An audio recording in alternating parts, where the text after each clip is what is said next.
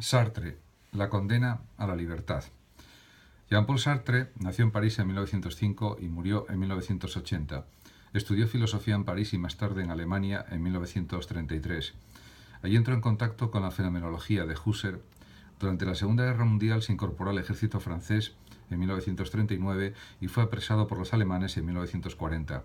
Tras su liberación fue activista de la resistencia francesa durante la ocupación nazi.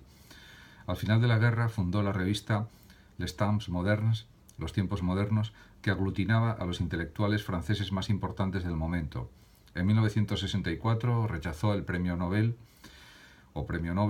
por entender que comprometía su independencia de pensamiento y mantuvo una intensa actividad política hasta su muerte. Ser en sí y ser para sí. Sartre considera que hay que partir de la teoría de Husserl de que los fenómenos son las cosas mismas. El fenómeno es el modo en que se expresa el ser, pero hay que distinguir entre dos modos de ser del fenómeno. El ser en sí de los fenómenos es cerrado en sí mismo, compacto, acabado, carente de posibilidades. Son las cosas que no existen propiamente, sino que simplemente son. El ser para sí o ser de la conciencia. El ser para sí, el hombre, es conciencia de, pero no es nada en sí mismo. Como mostró Husserl, la conciencia es intencional, es referencia a otro distinto de ella, es apertura, es posibilidad, es la nada. En esto consiste el ser del hombre. El ser para sí es lo que no es la nada. El hombre introduce la nada en el mundo. Quisiera ser en sí, pero esto es imposible, pues él es un ser para sí. Su deseo es pues irrealizable. El hombre es una pasión inútil.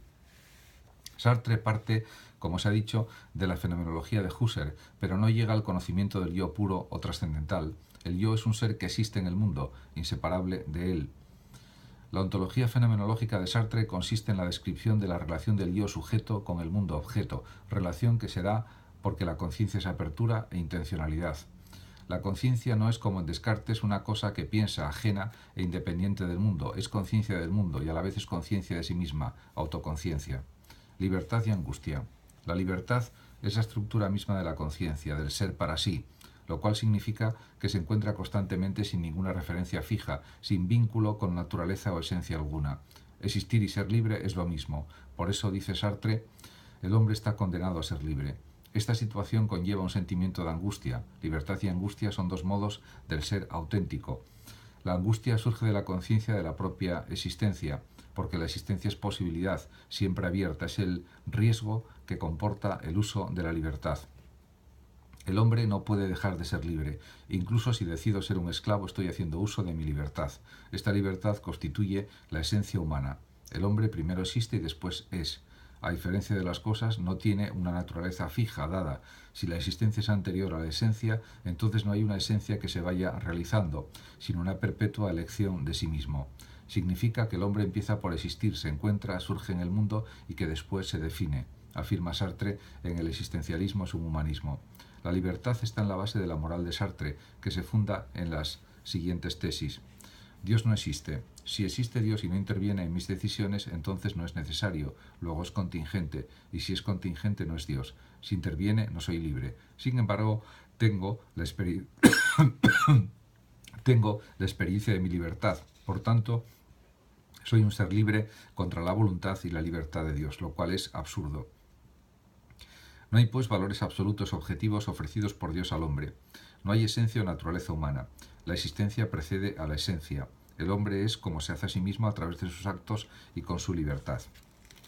En su primera época, Sartre ofrece un panorama muy negativo en lo que respecta a la moralidad. El hombre es un ser que tiene que hacerse, pero carece de marcos de referencia que le digan lo que debe o no debe hacer. Sin valores estables que sirvan de orientación, solo puede haber una moral de situación. No hay recetas ni consignas, sino que en cada momento, en cada hombre, la acción moral es irrepetible. Uno de los peligros es el espíritu de seriedad, que consiste en buscar valores trascendentes y la seguridad de las normas, de manera que los hombres se engañan a sí mismos y huyen de su libertad. Por otra parte, quienes no aceptan la libertad del hombre defienden que no hay acción sin motivación. Su determinismo ahoga esa angustia, puesto que al no ser libres tampoco son responsables ni son pura posibilidad incierta. Sartre denomina este tipo de conductas como mala fe o autoengaño. La libertad exige responsabilidad, de modo que hay que evitar excusas que son muestras de esa mala fe. En una segunda época, a partir del existencialismo es un humanismo de 1946, adopta una posición menos radical y más optimista. No existen valores absolutos ofrecidos por Dios, pero sí son absolutos los valores creados por el hombre libre.